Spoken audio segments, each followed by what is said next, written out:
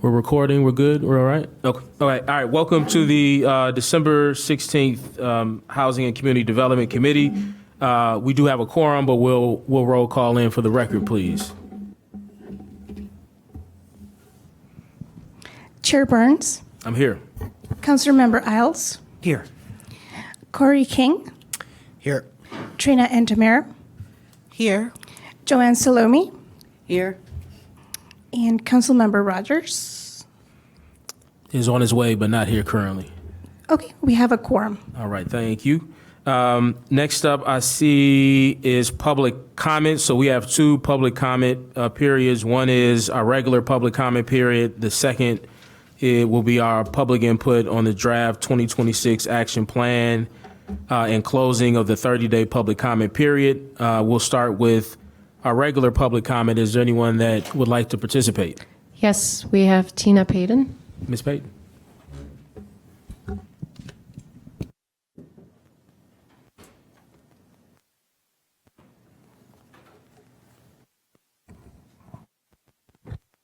Now, which one are we doing first? The regular one or the one on the plan or? Regular one. Okay. Good evening. So my comments are sort of similar for both. As you know, I provide affordable housing units. And we need to do something here with assistance. Just more meetings where restaurants get all this help and I get zero help. So fortunately, I was talking to the supervisor, Margaret Spar over here, and reason why some people don't take vouchers for Section 8 or connections is because of the inspection. I have a building where I had a Section 8 inspection, connection for the homeless inspection, 2 Center of Concern inspection, a Trilogy Catholic Charities and inspection, and the city inspection all in the same year. So who wants to do that? I believe there needs to be some kind of reform in the inspection department where if you have these inspections and like connections for the homeless is inspected by the city inspector already, that you have some kind of balance. That was 6 inspections in 1 year in the same building. Each apartment was inspected, plus the whole building, again, by the city. And that's one of the reasons that people do not take these programs, because you're over-inspected. Also, I believe there needs to be more accountability for the tenants. I had a tenant who called the city because her closet door was off the track. So when we went to re-inspect, she told the inspector that she took the door off the track. And the city comes over to do an inspection without notifying the landlord for that reason, which is inappropriate. And I believe that if you have inspection without notifying the landlord, it should be an emergency. Emergency is no heat or something's wrong with the water. It shouldn't be a closet door. And we need more accountability for the tenants. Thank you. Thank you. Would anybody else, do we have anybody else signed up?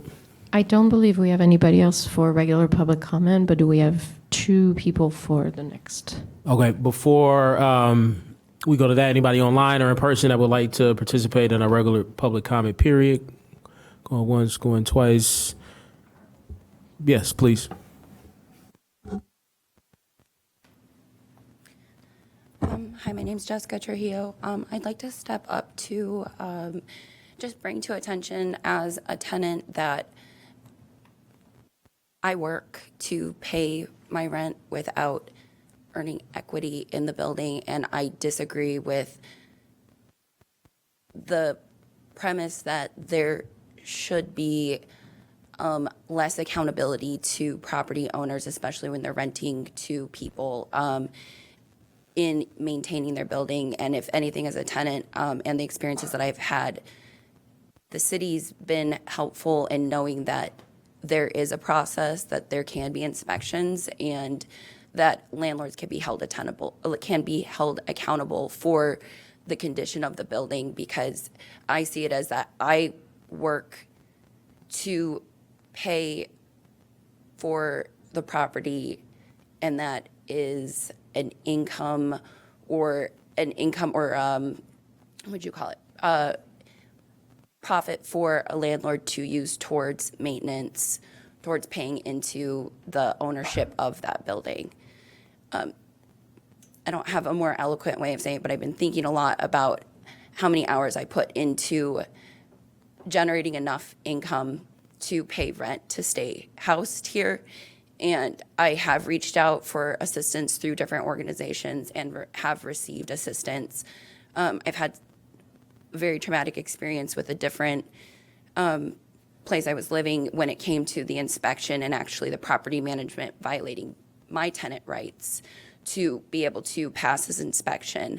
And I did not have reasonable recourse to exercise my rights as a tenant. So if anything, I think that the city being involved with more inspections and holding landlords accountable is a way of protecting the tenant base in Evanston, and the city to have a better understanding of what housing actually looks like in Evanston, so that people want to stay for those reasons, and that there's not the inequity that tenants face, and that I mean, it'll circle back. I think just the conversations about the changes to the RLTO and coming back to just cause, the intention is to address that and to bring it into conversation and to actually have those protections outlined in a format that can be used in these instances. Thank you. Thank you. Now yep. We have one more person online that would like to participate to public comment. Okay.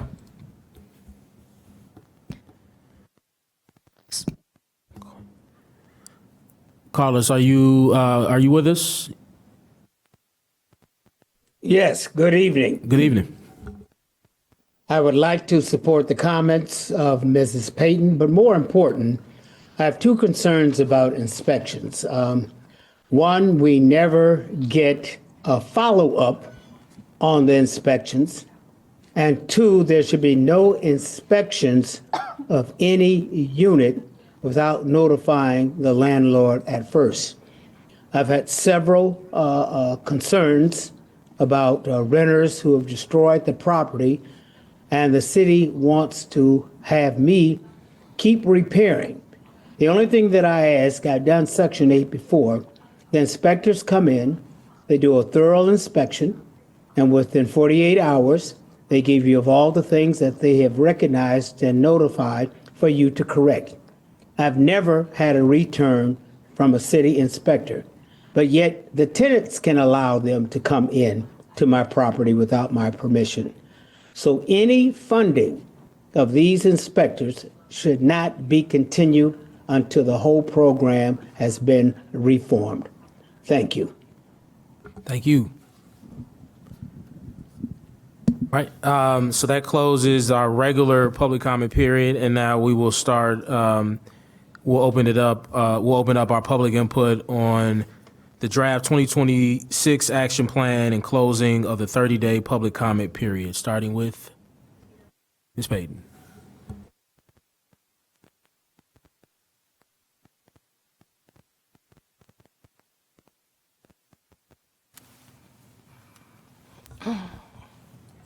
So part of the Peyton, one moment. Are these untimed? Usually the hearings are untimed, right? That's what I thought. I just wanted to make sure. Okay. You have the floor. Okay, so one of the one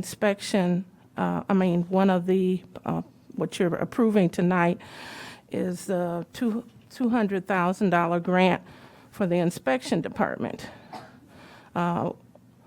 We also went up on the inspection fees this year. And so fortunately, like I said, I talked with Ms. Bars prior to the meeting, and she did give me some positive news, which was that when you sign up with the new system, that you're registered. There's a new registration system, and they give you some notification. We're down to, sad news is we're down to 4 inspectors. 4 inspectors to inspect the whole city of Evanston, plus do the inspection for Connections for the Homeless, plus do the inspection for the restaurants or whatever. That's nothing. So I hope that, some of this money can go to the assisting and getting more inspectors and the procedures. I've been talking at least 15 years about them doing iPads. Just a quick note. The housing authority comes to when they do inspection, they come with an iPad, they take a picture of the property, all of the checklist is on the iPad, so if they need to look at an outlet, say the outlet is not working properly, they take a picture of the outlet, you have an event ID number, you go on there and you can see what your violation is. And then if it's a you can have 10 violations, non-life-threatening, and you can self-certify. So that means you correct the problem and you sign off so that you don't have to have a repeat inspection if it's not having to do with a life safety issue. I'm hoping that in 2026 that we can come up to speed with the inspection department. And this $200,000 grant, I hope will not be just used to target what it says is for targeted inspection. The target seems to be in areas that I have my places. So I don't feel like it's necessarily fair about the $200,000 for targeting inspections, which talks about for low-income housing. So if you're below, I think the packet said below 50% AMI, they're using this $200,000 to target apartment buildings or homeowners. So we're subject to have more inspections than an average person.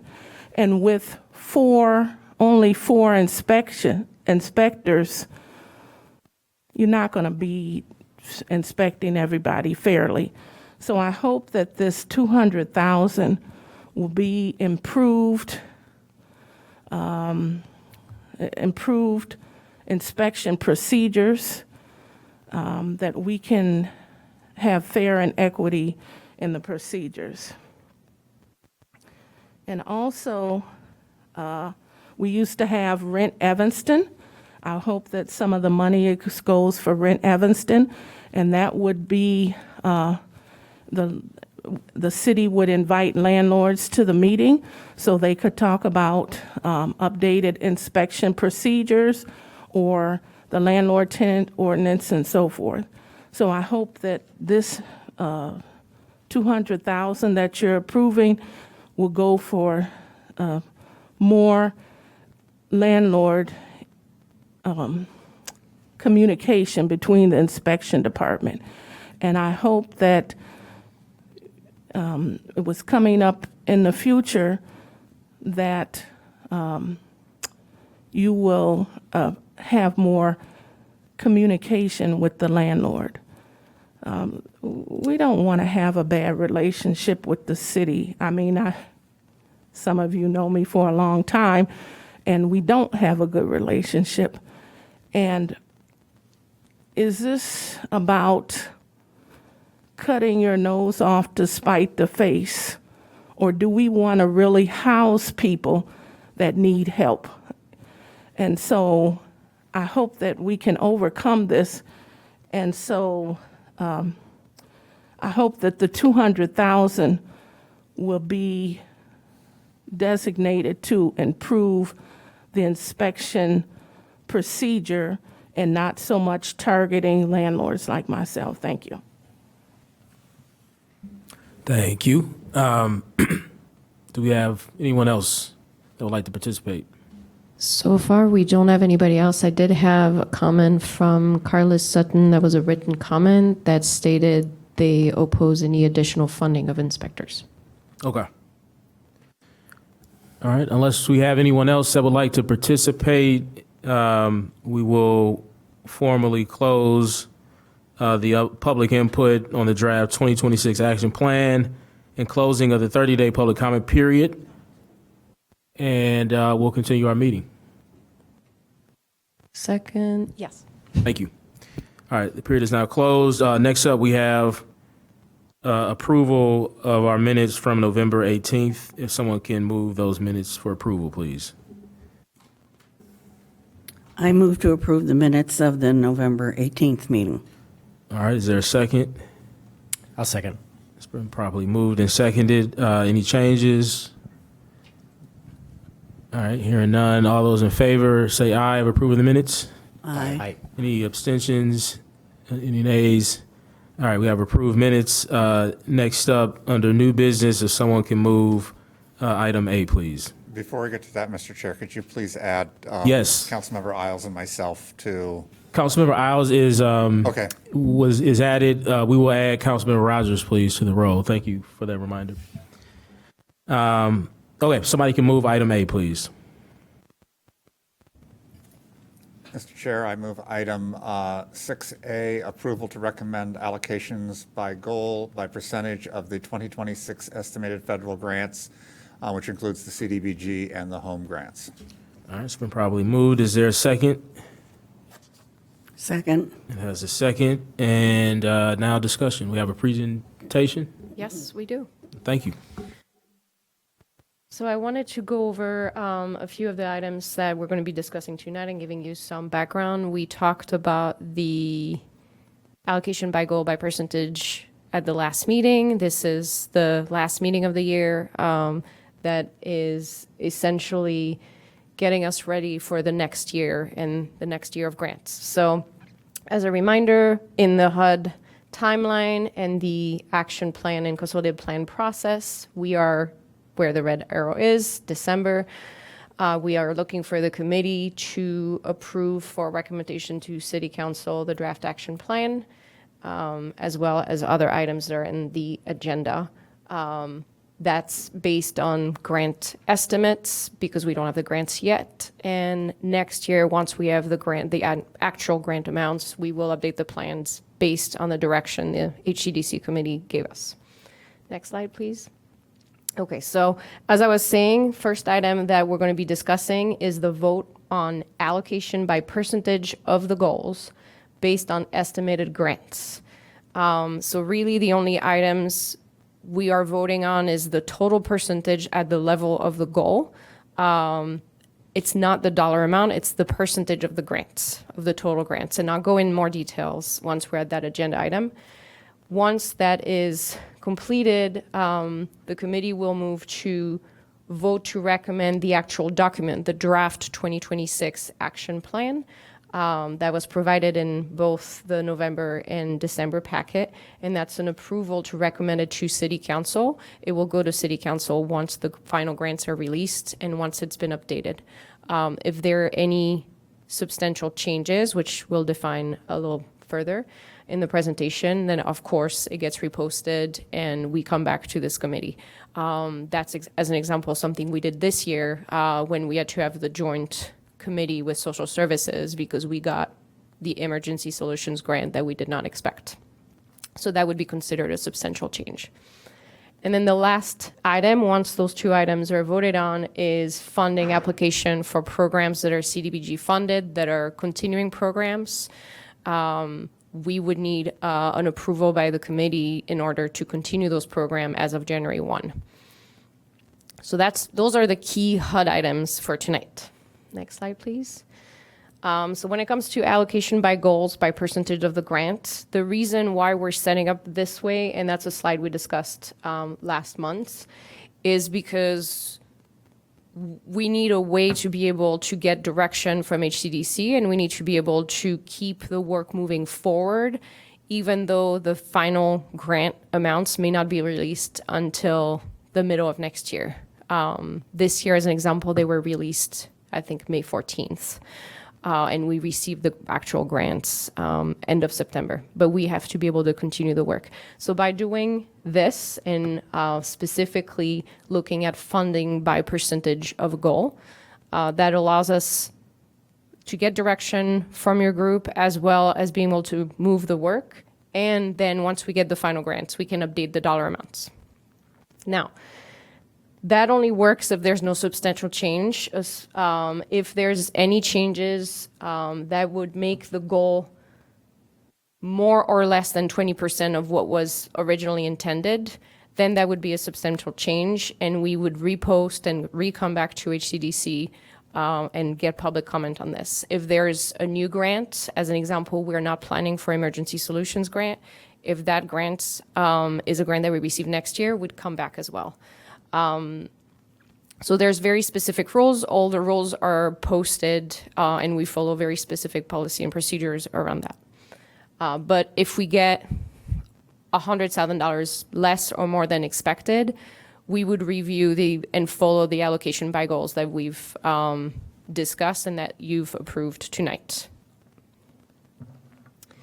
And then once that's done, and once we get the final grants, if there's no substantial change, the action plan goes to City Council for approval.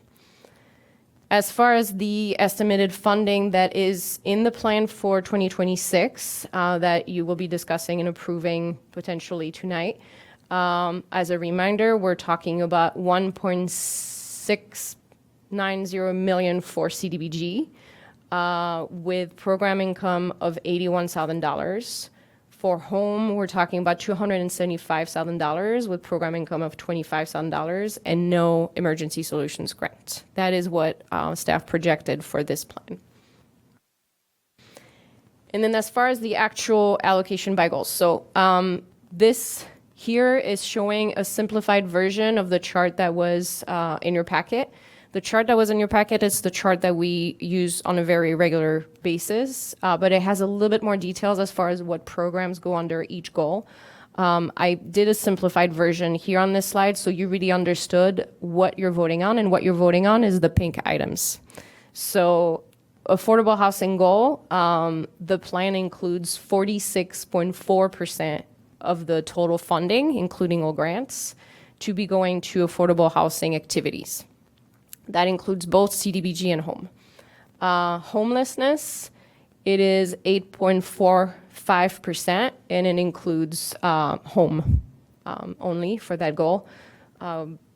Then we have livable communities goal, which is 15.55% of the total grant amount. It only includes CDBG. And some of the reason why we have specific grants included in one goal or not is often because of the type of activities that are allowed under that specific grant.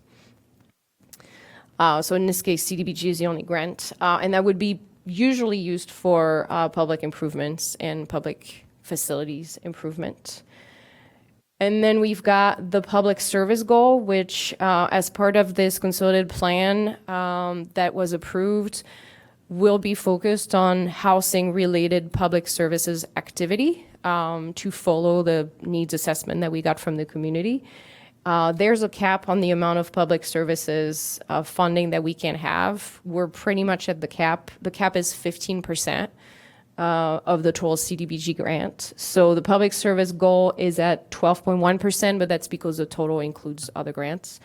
If you can see the blue line, it shows 14.8% is the allocation for public services. And then at the end is the administration goal. That is also capped based on HUD regulation. We're a little bit under what is allowed for administration cost on each of the grant. That totals 17.53% of the total grant. So that is essentially what we are discussing and voting tonight.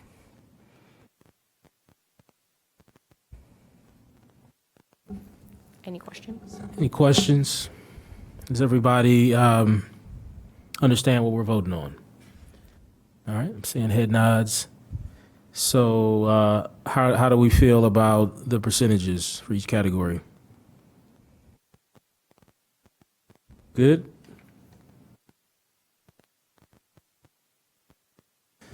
And that's the first thing we're voting on, right? Yes. So what we just moved is, when we vote on that, we'll just be voting on the percentages. So 46.40% for affordable housing, 8.45% for homelessness goal. I think I'm saying that right? Yeah, homelessness Yes. goal. 15.55% for livable communities goal, which you described. 12.1% for public services. And then 17.53% for administration goals. Yes. Councilman Rogers, you about to flick your light on? I see you. Well, I don't know.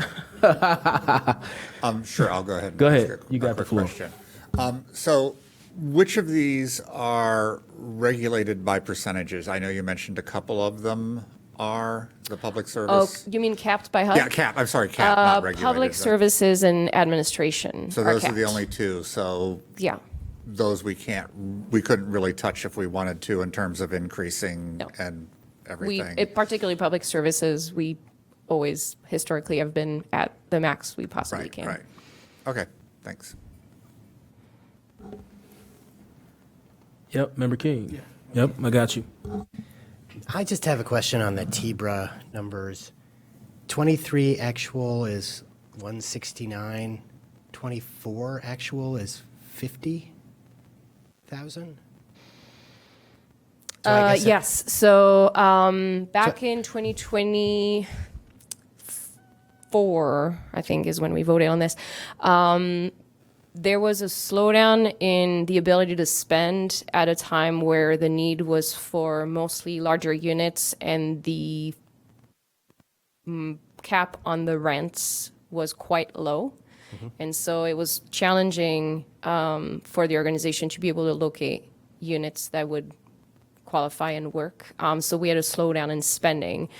And because we had a slowdown in spending, we worked with the committee, and the committee voted on the approval of reallocation of some of those funds to the affordable housing goal, so that we could use those funds to fund a fully affordable housing project.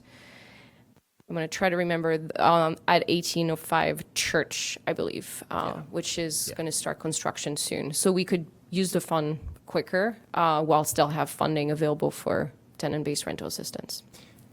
Thank you. And then for the 25 estimate for this year, the 175, that, like, do we feel like that's going to be an accurate number for this year, or do you feel like we're going to have more rollover in So 26? the TBRA program is a 2-year cohort.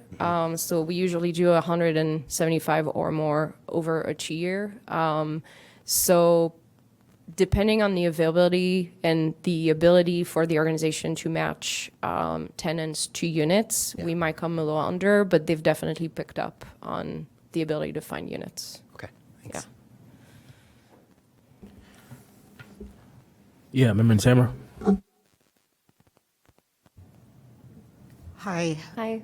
I have a question. So, bear with me because I know you all have put a lot of thought into all of this. I appreciate it so much. What if, let's say, worst case scenario, funding is slashed, right? Because we're seeing it in other areas. So not necessarily, to some degree in housing as well, but for like Head Start, it affected programming here in Evanston.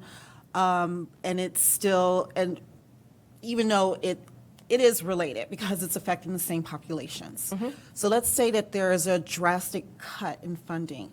Do we have reserves that we can tap into, or will this have a cascading effect on everything, including the caps that are in place by HUD? And like, are there things like, have we gone through the exercise of looking at the extreme downside scenario? Yes, at least this year we did.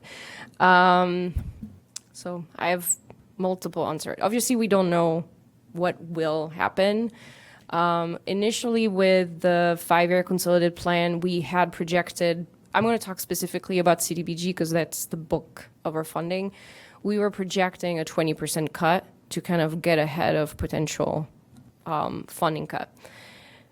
Right now, this plan is not including that cut based on what we've seen from the Congress negotiation on budget. There seems, anything can change, but there seems to be a little bit more stability around CDBG funding than other sources of funding. So in this plan, we projected it essentially flat to this year based on where the conversation around budget was. When it comes to federal funding, based on, we're always walking a fine line because we have, for CDBG, a timeliness of expenditure that we need to be able to meet, and we've had perfect records so far. Thank you, Sarah. So we intend to keep that, and we met it this year as well. But we also often, because of the process that is quite complex to be able to spend the funds, we're also still often spending prior year funding. So as an example, tonight you'll be discussing housing rehab. We're asking for funding every year for this program. I do know I have funding from prior year that we're going through. We're going through quicker than we have in the past, but we still have some funding there. For public infrastructure, there's still a little bit of funding from this year and prior year because this year we took a pause on public infrastructure to kind of understand how we could qualify projects. So for 2026, it would be very challenging no matter what if we have funding cuts. But we do look at kind of understanding where things would go. As far as having contingency, if there was drastic changes into our funding, most likely we would come back to the committee. There are certain programs that we need to look at, certain programs that would continue, and we'd want to have a conversation with the committee. And that's part of what the 20% and the change of goals comes into play. As an example, the way staff looks at funding, we had an allocation by goal, by percentage for 2025. Our funding changed quite a lot. We could have gone and just apply the percentage straight through, but it didn't necessarily make sense to have that much funding in the housing rehab program because we were getting so much more than we expected. And so we came back to the committee and offered slightly different option while still having quite high funding for housing rehab. So those would have to be continuing conversation. It's a starting point, but we always need to look at what's the reality when it comes through. Thank you, and I appreciate your thoughtfulness around this. Thank you. Thanks. Anyone else? Okay. So we'll vote on it then. So all those in favor of approving these percentages as we've discussed, say aye. Aye. Any nays? Any abstentions? Okay. Someone could move item, I think it's 6B. Is it 6B? Did I get that right? Yeah, 6B.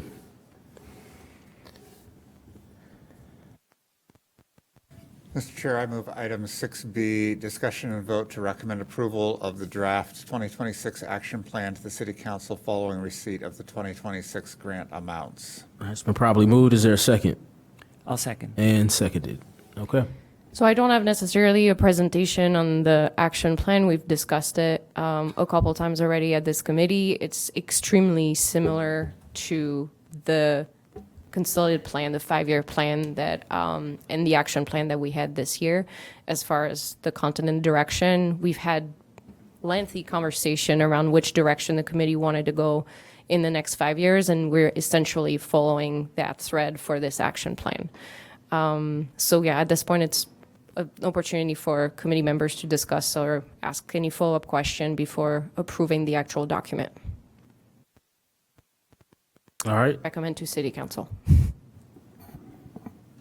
Everybody's good? Good?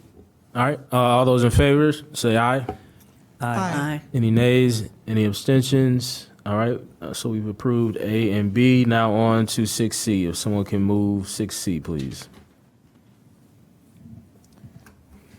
Mr. Chair, I move item 6C, discussion and vote to recommend the 2026 CDBG funding for housing rehabilitation, code enforcement, and public infrastructure improvements. All right. Is there a second? Second.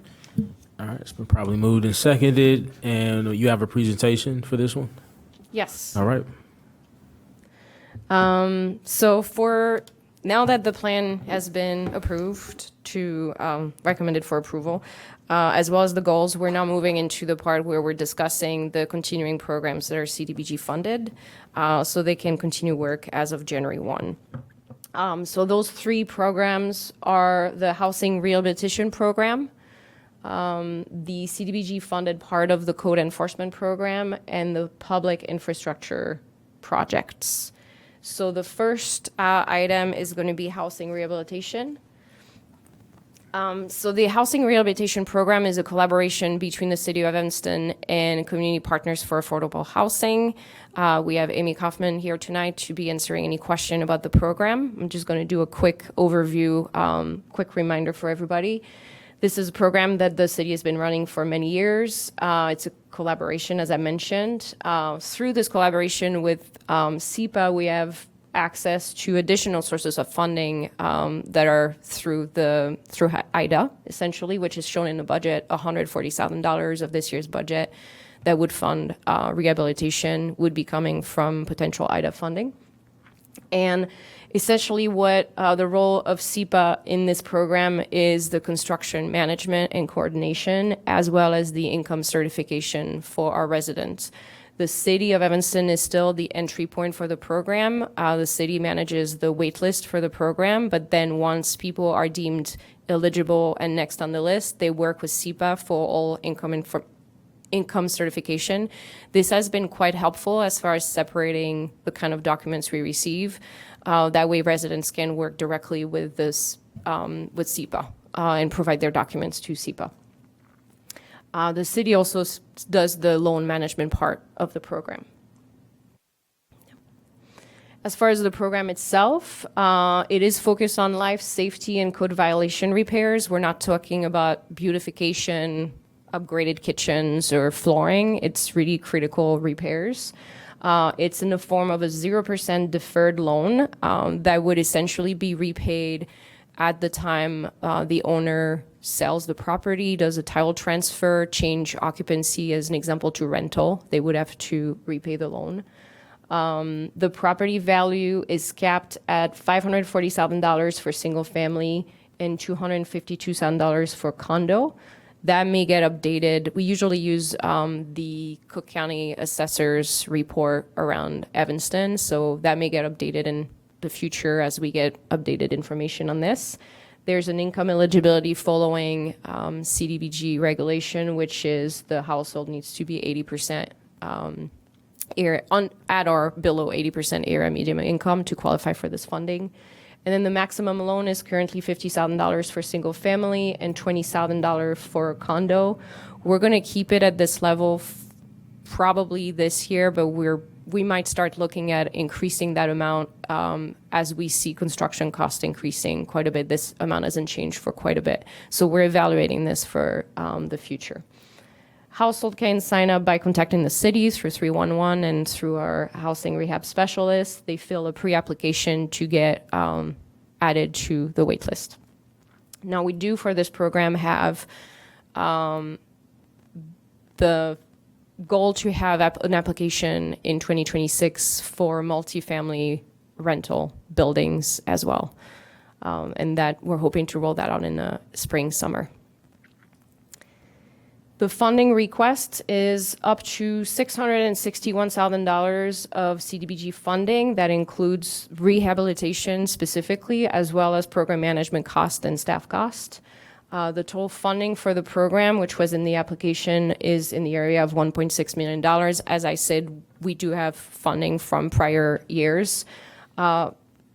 We project through this program to have about 10 plus unit rehab. It can fluctuate, but that's approximately a $600,000 budget just in rehab cost, not including any project management or program management. And then on top of that would be the multifamily application potentially. And if you have any question, Amy is here to answer them. Yeah, Member Tamara. Thank you. My question is, so just to put out here an example to help me understand this a bit better. It's regarding the fact that if the title changes, if it's sold or what have you, that the loan is due. So as an example, let's say that the original owner passes and it is inherited, the property, by a family member, and then the loan is due. Are there ways that for that family member that receives it, could they refinance or get an extension? What would happen in that instance? Or do they then have to just pay it off? That depends if they're eligible themselves for the Right. program. If they are, So let's they say can they- absolutely apply to requalify, do an income certification, and if they're income eligible and the properties, like if the property and the income fits the program, then they would be able to stay and not repay the loan, and then would get deferred till they themselves sell the property. Awesome. And my question is going to displacement as well. So if they weren't able to pay it back and they have to Right. sell the property. So thank you. All right, Member King. Just a quick question. How long is the waiting list for this program? Currently, not very long. Staff has done a lot of work kind of going through the existing wait lists that had been going quite stale and essentially touched every single person on that list, updated so that we have a short list of who was eligible. We've pretty much gone through most people that were still eligible, and they're working with SEPA currently. So at this point, one of the focus is actively marketing the program, potentially even sending mailings to really make sure that all household that might be eligible are aware of it. But we used to have a little bit of a wait list. Right now, it's quite open, Great. I will say. Great. And then I noticed in the packet you talk about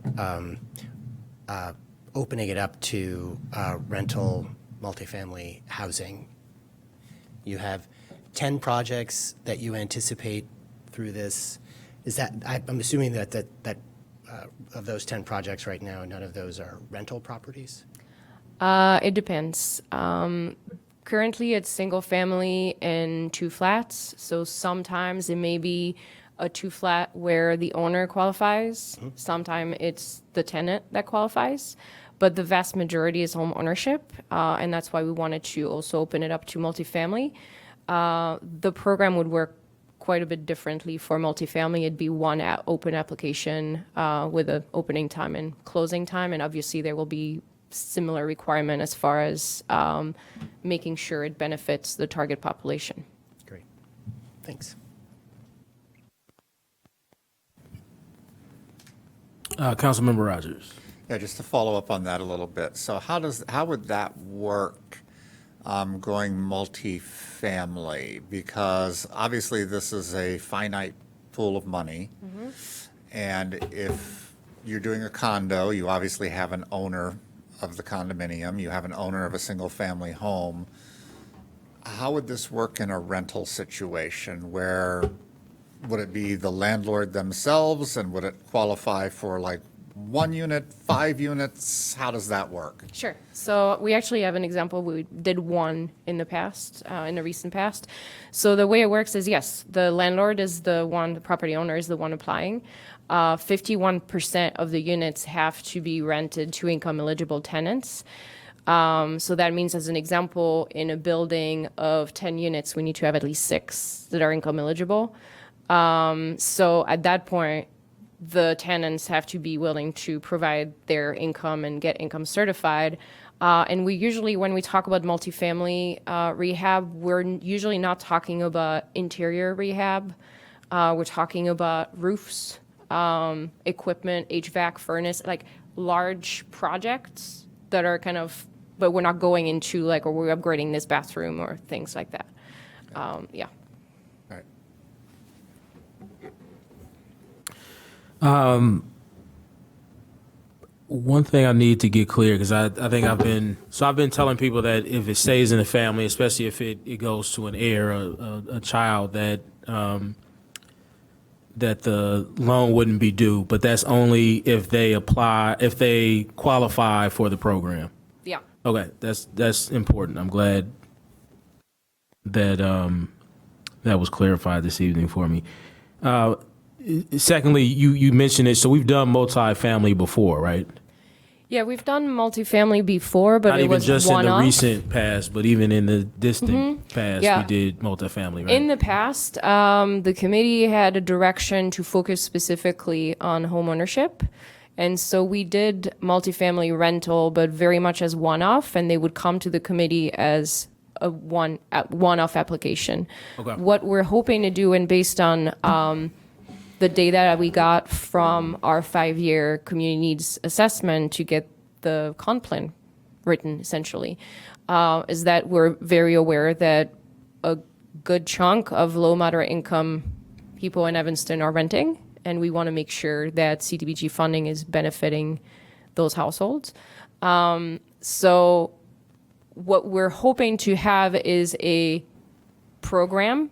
Obviously, we will come back to the committee with this program before that gets launched. We would need your approval, where we have specific set requirements, specific amount of funding allocated, and that can be open and closed every other year or once a year, depending on funding, essentially.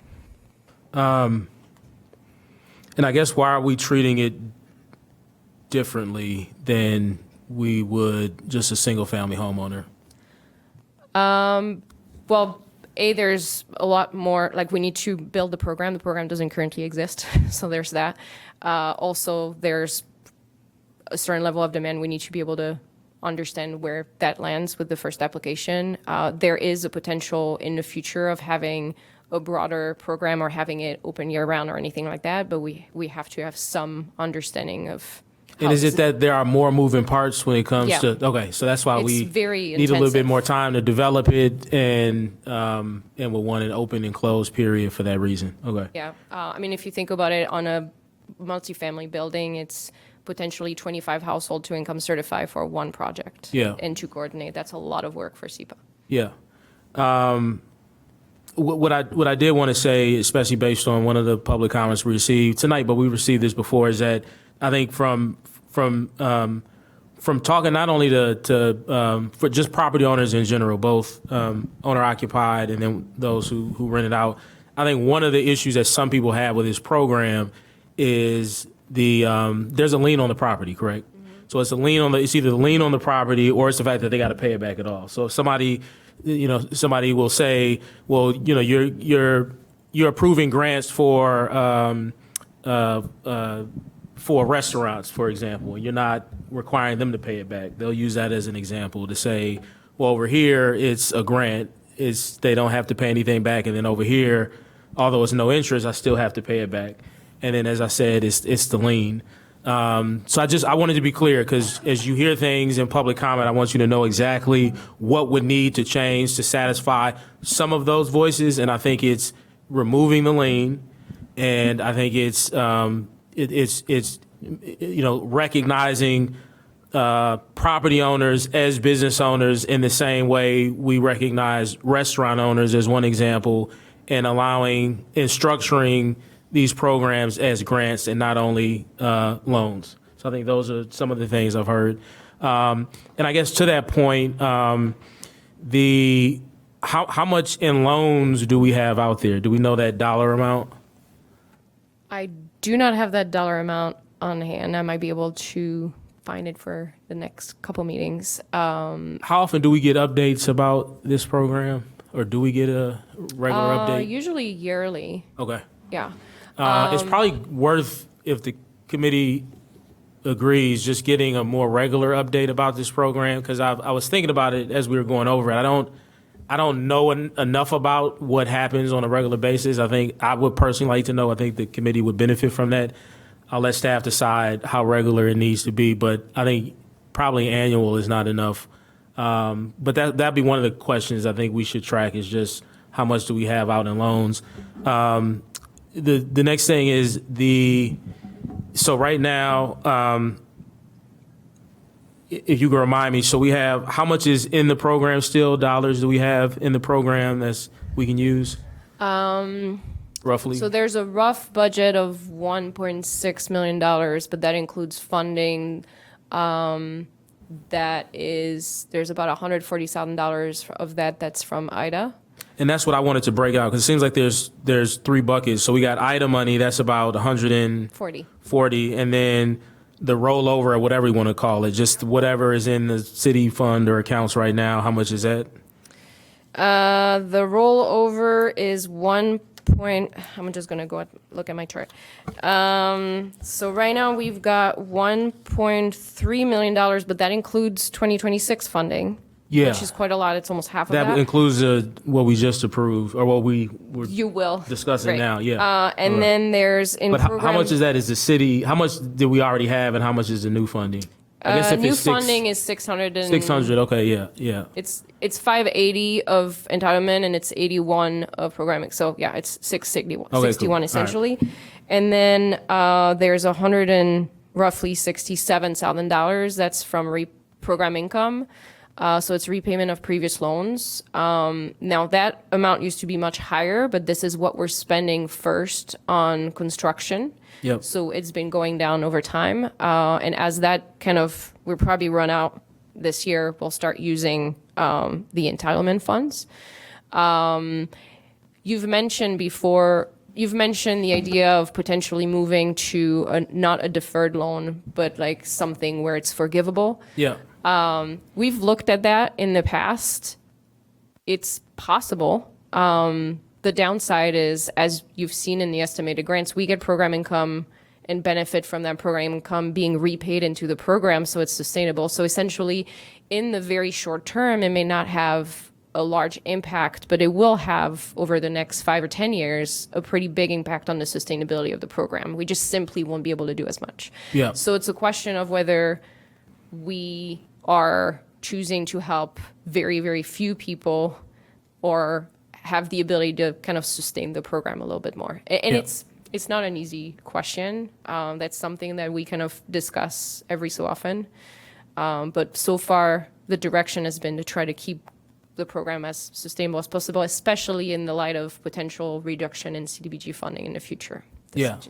And I think everybody caught that, but just to be clear, is that the program is designed in such a way where it's meant to support itself at least to a certain dollar amount. And so as people repay the loan, what's the official name for those type of programs? I can't Revolving remember. loan fund. There it is, revolving loan fund. I used to okay. So that's what it is, just so everybody understands that that's one of the arguments as to why we have it structured that way. But again, I think what some members of our committee will want is us to move away from a revolving loan fund into more of a grant program. And I think people on their own can kind of look up the differences of the two and how that might be structured. Something that the 5/5 TIF committee is looking at is doing something like more of a grant program. I don't think we found a way where we feel comfortable moving away from a lien on the property. But I think we have found a way to get comfortable with it being a grant, but it's different. It's a TIF fund. We get a certain amount of funds over 20 years, 23 years, whatever it is. It'll expire at some point. That particular TIF was created. One of the main priorities of that TIF, because it includes so many residential parcels, was to help out with home rehab. And so for all those reasons, we felt it was appropriate, or we feel it's appropriate, to try to recommend a grant program that could support not only owner-occupied property owners, but also folks that are renting it out. So there's that. So it is being worked on in that particular TIF, but obviously this one is structured currently as a revolving loan fund. Are there any other, Director Flax? I just wanted to make another point. One of the things about even when you're doing a forgivable loan, you record something because that's the way you make sure that that the property is in compliance with the income restrictions for whatever period the income restrictions are applied. And there's one other really annoying thing about CDBG and multifamily rehab. When you have a building with 8 or more units, that triggers prevailing wage, federal prevailing wage. And so when Marion was saying you do something like a roof or a boiler or something like that, you're doing things there where when you're doing those big flat roofs on buildings, those are generally done by union shops. You're doing that anyway. But when you get into kind of smaller stuff in a building, you start paying union scale. And of course, federal prevailing wage is frequently a little lower than Illinois prevailing wage because they look at whatever the states are doing, what the unions are. So that's one of the problems with CDBG. One of those joys. All right, any other questions, comments? Yes. Definitely the microphone is one. Okay. Yep. What is about the average loan? Can you say? $50,000, $50,000. So people They haven't usually go to taken the maximum. most. Oh, yeah. Like they often, at this point, we're even going up a little bit. Oh, okay. And I don't know if you have any. Okay. So, And I guess last question to that point, typical repair, what would you say it is? What are people mostly asking for right now? Roof, HVAC, plumbing, electrical. Yeah. Usually mechanical kinds of things. Yet your program is very structured on life safety, so Right. that's what would be primary. Doors if the doors aren't closing, windows if the windows aren't. Out of all that, is there one that kind of sticks out more than others, though? Or it's all kind of... I think we've had, in a recent application, we've had a lot of water issue creating mold. Okay. That's been kind of a recurring theme. Either like there's a sewer issue or there's a roof issue that's creating some unsafe challenges. Okay. A little bit of accessibility as well. A lot of our program beneficiaries are seniors. Okay, thank you. All right, if there's nothing else, all those, let me just reorient myself. So we are, could you just say for the record again what we're voting on? Yes, I can. Thank you. You are voting on the allocation of up to $661,000 of CDBG funding for the housing rehabilitation program. All right, it's already been probably, yeah. That was not the motion. So if we want to break this down, then we needed to break it down. But my motion was exactly as it was worded in C. Which is an option as well if the committee does not have any change to any of the applications, at which point we would wait till the end of the presentation to vote. It's up to the chair. Oh, I'm sorry, we were talking about housing rehab, right, we're not done yet. Okay, Right. yeah, we got to keep going then. Okay. And I do want to do it like that. I think it'll be easier just to, so we'll take comments after code enforcement as well. Okay. All right, thank you. So a quick overview of the code enforcement program. This program addresses code violation to reduce unsafe, unhealthy living condition and blight. It's meant to assure minimum housing quality standards are met. Rental units are inspected regularly to address property maintenance issue, and the inspectors also respond to complaints. Next slide, please. The funding request is up to $100,000 of CDBG. The program budget for 2026 is $681,544. Now, CDBG the funding is used to pay for some of the work that's performed in what is called a CDBG target area. And I wanted to address this because that's mentioned in the public comment. So the CDBG target area is simply referring to the map that was in your packet that highlights a combination of income eligible census tract that are our focus for CDBG spending for some activities. The map is attached, and as an area, 61% of the residents in those areas are low moderate income. It's not used to target inspections. The inspection program runs. It's used to identify what work is potentially eligible for CDBG funding. Approximately, it's estimated that 40% of the program costs are falling under CDBG eligibility, but they're asking for less than that. The request is for $200,000 out of $681,000 budget. Does that help clarify? Is there anything else with code enforcement? Or are you done? Yes. So we have Margaret Spar, who is running this program, that can answer any questions about the program specifically. All right. Are there any questions? Councilmember Rogers. Yes, thank you.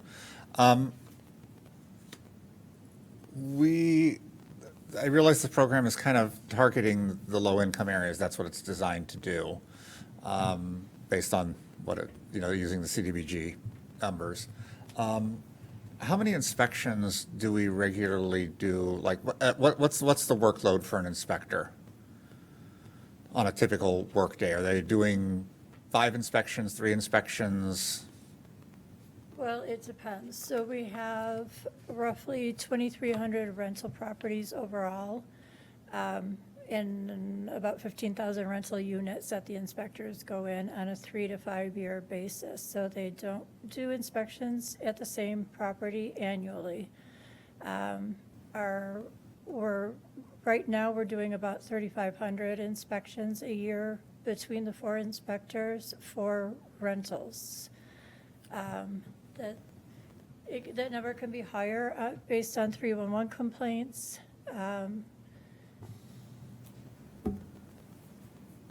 And between the 4 of them, I would say probably total, we're running between about 4,000 to 4,250 inspections a year. Okay, so each inspector is doing about 1,000 inspections per year. Mm-hmm. Or if I break it down, and my math's not good, so I never like to do this on the fly. 6, yeah, is about five or so per day. Yeah. Okay. And is that individual units, or is that? Yes. So in the past, the numbers were much smaller because it appeared that they were just basing it off of addresses and not taking into account that some buildings have 50 units in them, some buildings are single-family homes. So I broke it down by unit so that it could be a clearer picture, a better understanding of the workload. Okay. Because, I'm hearing kind of conflicting things. I'm hearing from landlords, we're inspected too much. I'm hearing from some tenants, we're not inspected enough, or we have concerns about that, and trying to find that right number for those things. So in regards to the number of inspections that Mrs. Payton was talking about, the city doesn't perform those outside inspections. Right. So if they have vouchers or if she's participating in other programs, their inspections are not the same as our life safety inspections. They have different criteria sometimes. We, as a city, we inspect the rental units every 3 to 5 years. Complaint inspections, they answer, and that's only on a complaint-driven basis. So to the best of my knowledge, she hasn't had any complaint inspections. So she just had one that I'm aware of in the last 3 years from the city. Okay. So when we're doing inspections, we have a different set of criteria from others. We're primarily focused on life safety type issues. are those other inspectors from other organizations, agencies, whomever, also looking for life safety issues? I'm not familiar with everybody's checklist, but sometimes they're just looking to determine occupant loads, and what the different property amenities on the properties, functionality of things. They're not looking for address numbers. They're not looking for the same life safety issues that we are.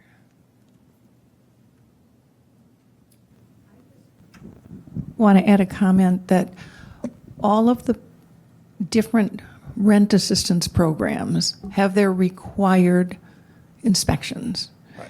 And we have tried at various times to get cooperation. Like we've said, hey, if we've inspected something and we say, within the last, say, at least 30 days, not 30 days, excuse me, half a year or something like that, could they just use our inspections? And we have been told no. In some cases, it's actually in the program requirements.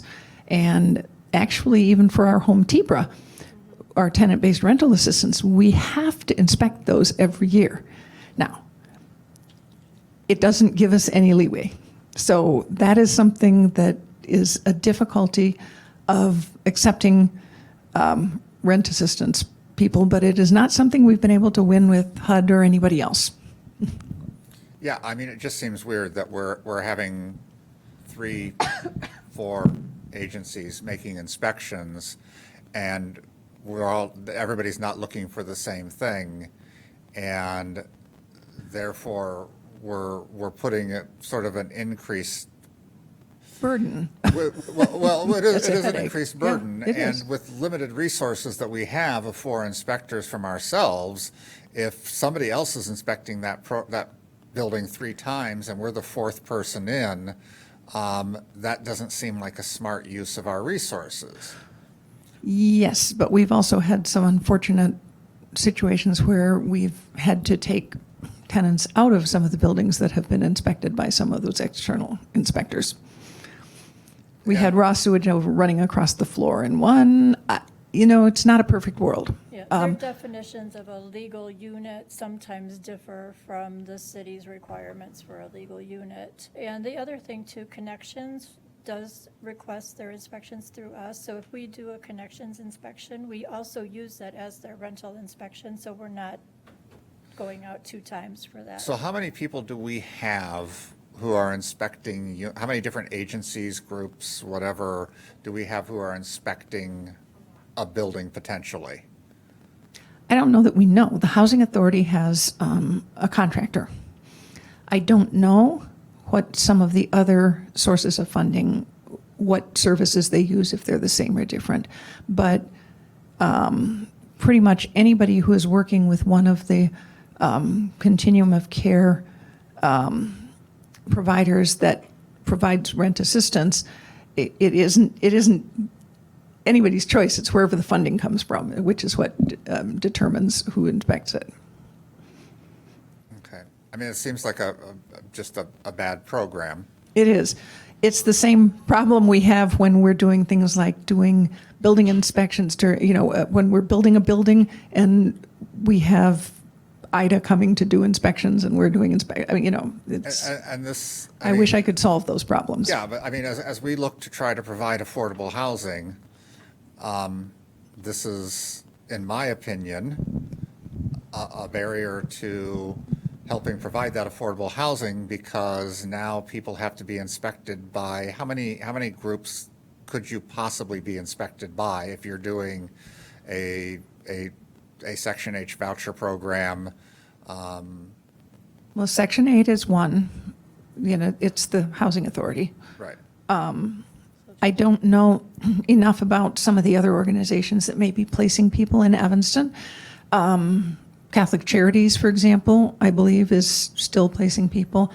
And then for a short period of time, we had weird short-term rentals that were coming out through some of the COVID money. I think it's going to diminish as the rent assistance diminishes, which is another unfortunate thing. But we really don't have any way of controlling this. So the question is, you said Catholic Charities places people here? Are they placing Evanstonians here? Or are they placing people from outside Evanston here? I have no idea. And is that run afoul of fair housing if we were to say, we're focused in on our people and doing what we want to do and working with organizations that aren't creating yet another barrier?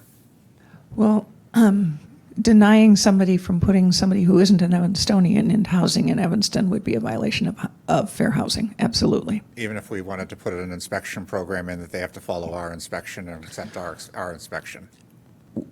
The funding determines how it has to be inspected. Okay. If you don't do it and you don't show you have the inspections, they take away the funding.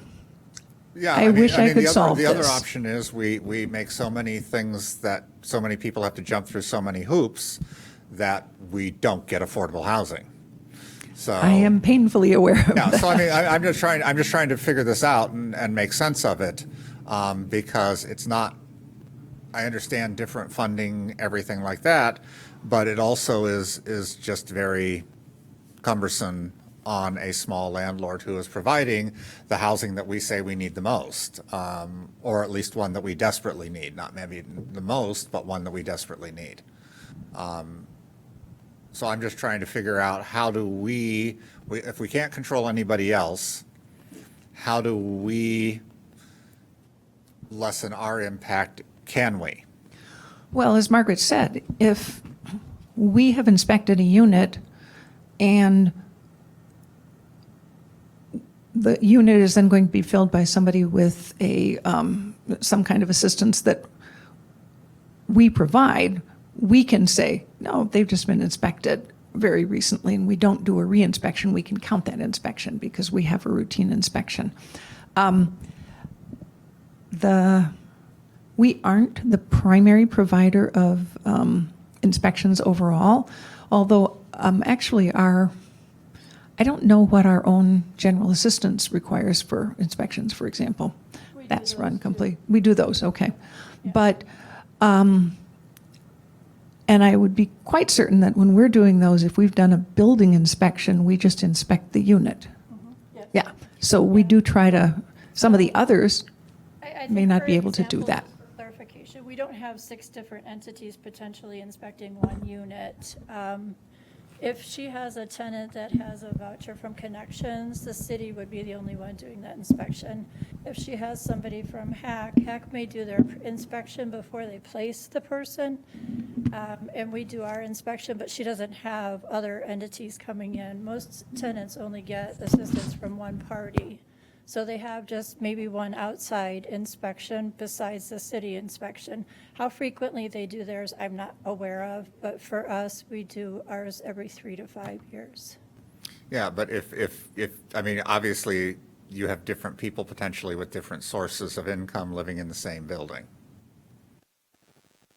Yeah, but I'm not sure how many of those we have, like with multi-units as far as assistance. Typically, the assistance is the small, it does affect the smaller landlords. It's the 2 and 3 unit buildings, yeah. Right, and they're getting pressure from many different sides.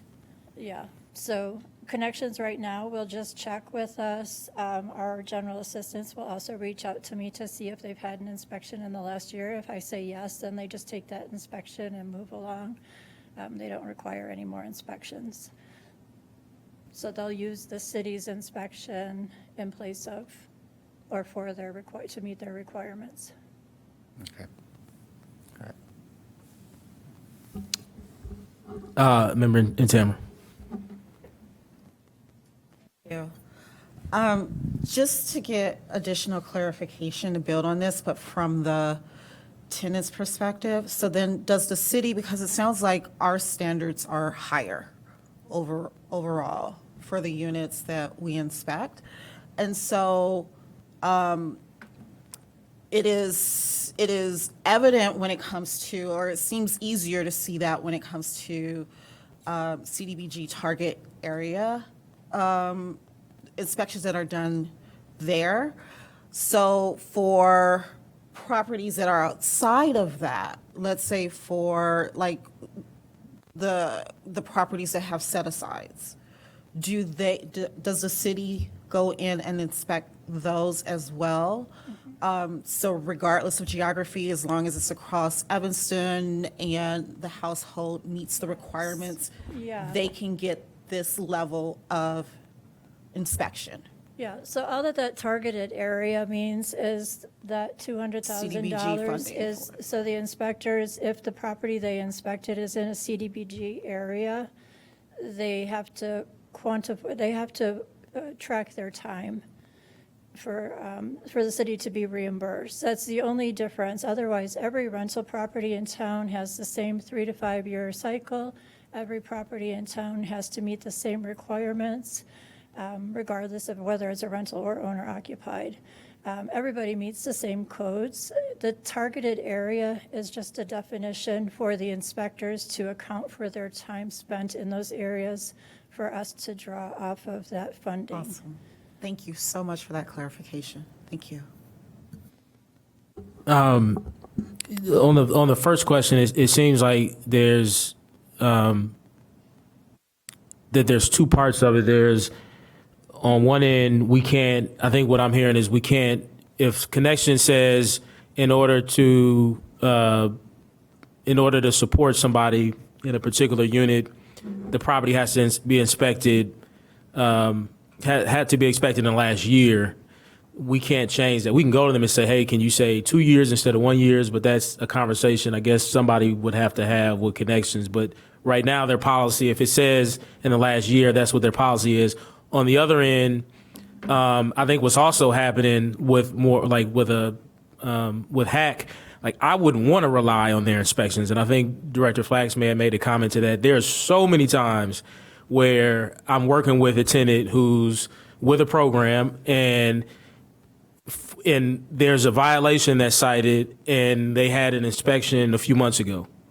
You know, so there are a lot of cases where for whatever reason, there was an inspection and they just did not catch something.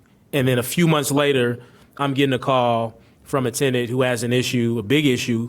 I mean, there's been some really big issues. Director Flax mentioned one that I think was in the 5th Ward. And we're like, how was this not caught? How did you even get approved for the apartment? You were just approved a few months ago. How are you approved if this issue was there? So I would never support the city relying on someone else's inspection for our own. If they wanted to rely on ours, that's on them. But I think therein lies the issue. Like, who wants to rely on someone else's inspection? Because you're not only relying on a piece of paper, but the people who produced it. And I certainly would never feel comfortable with the city doing that. And I would imagine Housing Authority Cook County probably feels the same way, et cetera. So I think there might be some ways that we could potentially work with the Connections to say, okay, since our inspectors are coming out, you know, is it a year? Is it last 2 years? Is it a year and a half? Whatever it is, to try to add a little bit more timing. But I think for the other issue, it's going to be hard to address that because it's an issue of having to rely on inspectors that you didn't train, that may be looking for different things, have different definitions. I'm not sure we get around that. Okay. Director Flash, did you want to add anything to that? I just wanted to make one other comment. Technically, every funding source that comes at least out of HUD has to at least meet what is called their HQS, which is their housing quality standards. And I can just read you what's in a list. So it isn't really different. It's really whether or not it's really evaluated. Key areas inspected: sanitary facilities, working toilet, sink, tub, shower with hot, cold water, all connected to sewage. Pretty basic. Water supply, yay. Heating and electrical, safe functioning heating, working lights, outlet, no exposed wiring, cover plates on outlets and boxes. Structure and materials, sound foundation, roof walls, weather tight, no holes, cracks in floors, ceilings, walls. Space and security, kitchen, working sink, space for food prep and storage, making sure they have a complete kitchen. Interior air quality and ventilation, adequate ventilation, no mold and mildew. Lead-based paint, but for properties before 1978, there's always the lead-based paint concern, check for. Pests and debris, site and neighborhood. So it really is the same basic things, but how the inspections actually are done is and the unit that we were talking about is also an illegal unit. And one of the things that we check is whenever anybody's going to be put in with a subsidy, that wherever they are being put is also a registered unit. And that isn't necessarily followed by external organizations, although we've reached out to them and tried to tell them, we'll be happy to, call our group, and they'll say if it's a registered unit, and we'll take care of that. But that doesn't always happen. So those are some of the concerns that are. It's a really complicated thing to do, unfortunately, when you have all these different potential sources of funding with all their own restrictions and requirements. I wish there is a way we can solve it. We'll continue to try, but. And to that point, like Connections, for example, they're not funding for the most part themselves. So they're not even it'd be hard to have a conversation with them because they get funding from the federal government or whoever. They may be the ones stipulating, okay, we want you to, if you provide funding, we want to make sure that it's been inspected in the last year. That might be a direction they're getting from the federal government or some other funder and not even one they created on their own. So it's just, there's layers to the issue, obviously. Okay, so I think the next thing we have is, and if we can just discuss 3 through, I guess, 6 together, because it's all sidewalk. Okay, and thank you, Margaret. Appreciate your time. Yeah, so next is sidewalk improvement. There you go. All right. Sure.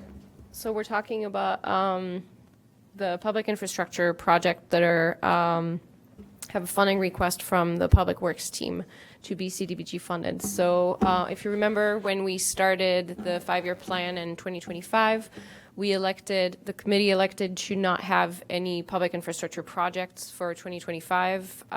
There was some challenges around how we were going to be able to qualify projects for starter, and we needed some time to be able to reevaluate things. And then there was a projected lower funding amount that didn't necessarily allow us to take applications. We wanted to be able to build a little bit of funding so we could actually fund one project at least. Funding can be challenging. Some of the rules have changed, some have been slightly updated. Sometimes it's the rules haven't changed, but it's the interpretation of the HUD staff that's monitoring us that has maybe changed a little bit. It's made finding projects that are eligible for this source of funding more challenging. Alleys used to be one of the projects we were taking on with this funding. That's something that we are slowly moving away. It's become challenging to find alleys that do qualify for the funding, that have enough of a benefit to the target population in relation to the funding invested. Most of alley projects are around $400,000.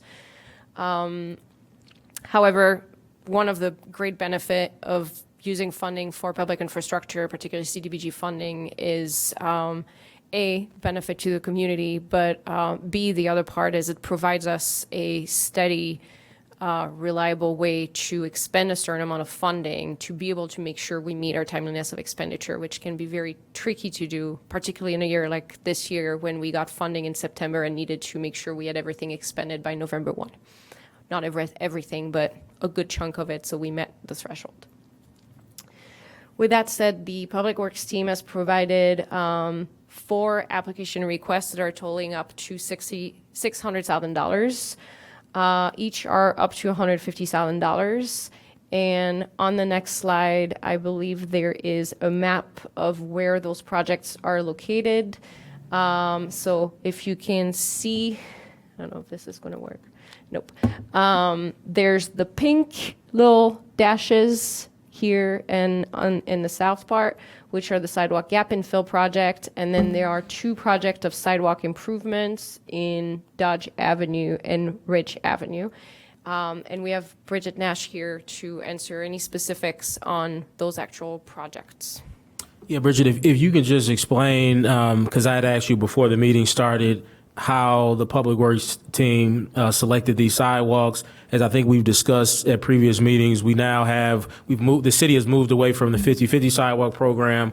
The city now will cover 100% of the cost, and it's based on our sidewalk improvement program, which has different priorities. And if you can go into a little bit of those priorities and how those were used to select these sidewalks. Thank you. Sure.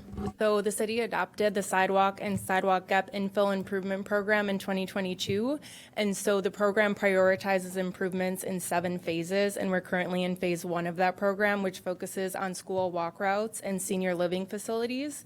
And so if we're looking at this map, actually both, so for Ridge and Dodge, we're looking at just sidewalk improvements. So that's removal and replacement of deteriorated sidewalk, meeting the criteria for replacement. And those locations are both in phase 1 of the program, and they are both on school walk routes. And then the sidewalk gap infill on Lake Street is also in phase 1 of the program. And so that's actually filling a gap in our sidewalk network. It's installing a new sidewalk where none currently exists. And that is in phase 1. And then the final gap infill down on Dewey is actually in phase 2 of the program, which is focuses on medical facilities. Thank you. Any questions? All right. Thank you, Bridget. Appreciate it. Okay, so I think that's everything, right? Yep. And then, so we should be good to vote if somebody. So all those, is everybody ready to vote? No questions. And again, if you can one more time just explain. So we're voting on approving.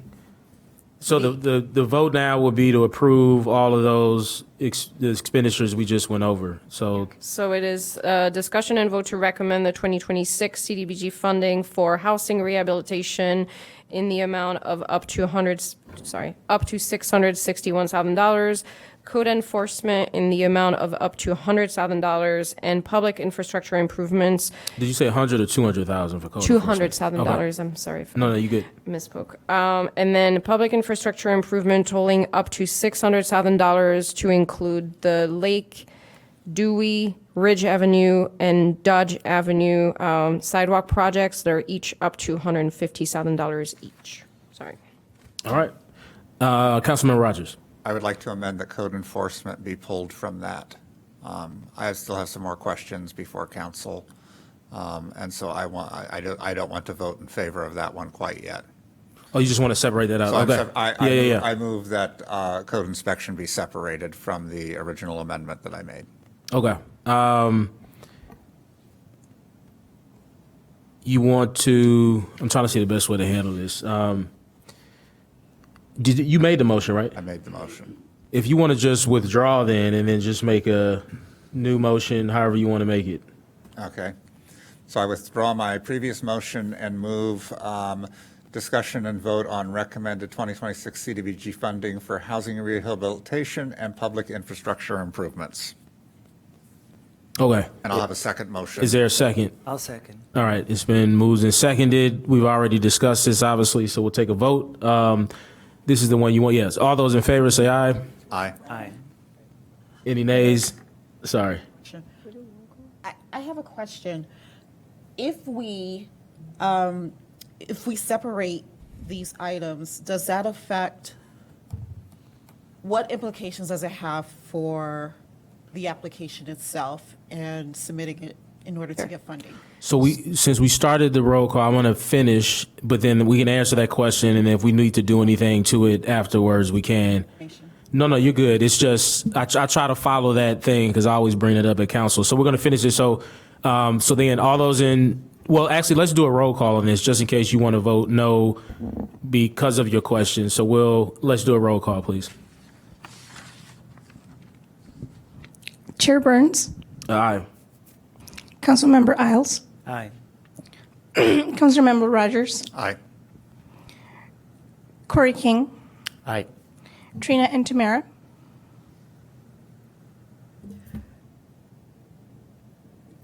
Nay for now. Yeah, that's fine. Yeah. Joanne Salome, Aye.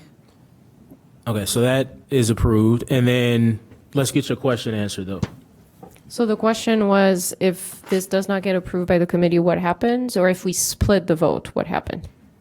Correct. Just, yes, clarity around that, please. Okay, so if the committee decides to vote on each item individually and approve each item individually, that has no impact.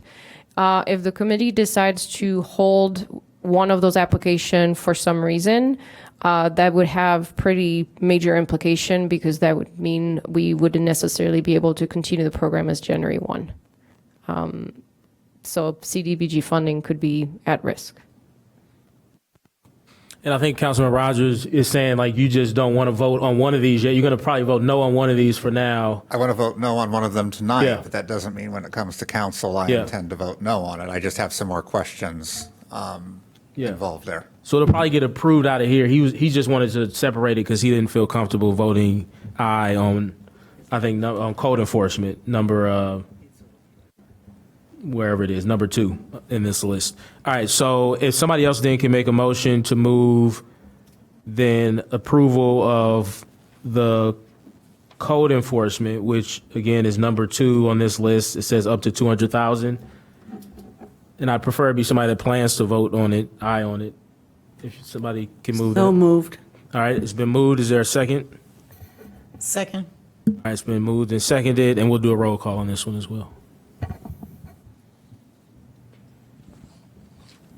Councilmember Burns, Aye. Councilmember Isles, Aye. Councilmember Rogers, No. Corey King, Aye. Trina Antamera, Aye. Joanne Salome, Aye. All right, it's been approved. So item 6C is done. Now we have somebody wants to move 6D for approval. Mr. Chair, I'd move item 6D, the Housing Community Development 2026 proposed meeting dates schedule. I'll second. All right, and the only thing that we might need to change is was it the 6:30 the time start? Yes. Or is there something else? Okay. So the committee had voted to have the meeting start at 6 o'clock through December for ease, based on the heavy agenda that we had. So we're wondering whether a 6:30 time for moving forward for 26 and forward would be amenable to the committee. We can accommodate any time, whether it's 6:30, or 7 o'clock. 6:30 is a little bit less challenging for staff because it allows us a little bit more time to set up and simply have dinner. Yeah, and I think, and we were talking before the meeting. I think Member King was okay with 6:30. In fact, he preferred it. I don't think everybody else was here though. So is everybody good with 6:30 or how you feel? I just wish we could kind of standardize our meetings because we meet anywhere from 5:30 to 7.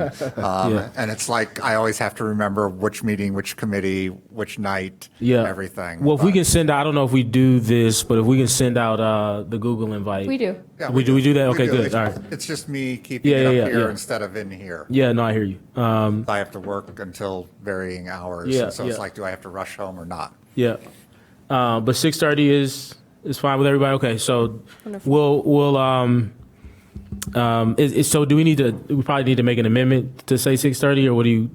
We didn't have a time. The Oh, vote there's no was time on there? Okay, good. specifically for the dates. Oh, just the so dates. So you Okay, can just good. make All right. a vote on the dates. So is everybody okay with the dates then? No issues with the dates. Okay. So all those in favor of adopting the 2026 meeting schedule for the HCDC committee, say aye. Aye. Aye. Any nays? Any abstentions? All right. I think that is the last item. So I don't see any staff. We don't have any Okay. updates for today. So seeing no other matters before us, call the meeting adjourned. Thank you, everybody.